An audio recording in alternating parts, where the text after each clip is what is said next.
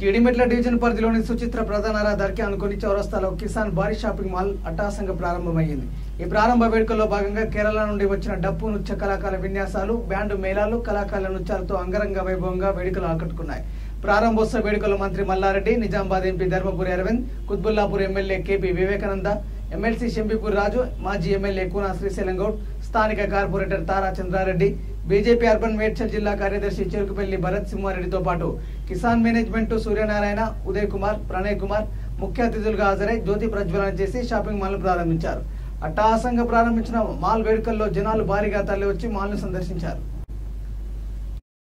Kisan fashion mall Suchitra సర్కిల్లో ప్రారంభోత్సవానికి విచ్చేసిన మంత్రివర్యులు, పెద్దలు, పూజ్యులు మల్లారెడ్డి గారికి మరియు నిజామాబాద్ పార్లమెంట్ సభ్యులు అరవింద్ ధర్మపురి గారికి, ఎమ్మెల్సీ రాజు గారికి, ఎమ్మెల్యే వివేక్ గారికి, సీనియర్ పొలిటీషియన్ బీజేపీలో రావడం జరిగింది కూనా శ్రీశైలం గారికి, మరి కార్పొరేటర్ భరత్ గారికి, మరియు ఈ ప్రారంభోత్సవానికి విచ్చేసిన నిజామాబాద్ నుంచి విచ్చేసిన అనేక మంది మా అభిమానులు, మా వెల్విషర్స్, కార్పొరేటర్ సోదర సోదరిమణులు, మా భారతీయ జనతా పార్టీ పీపులు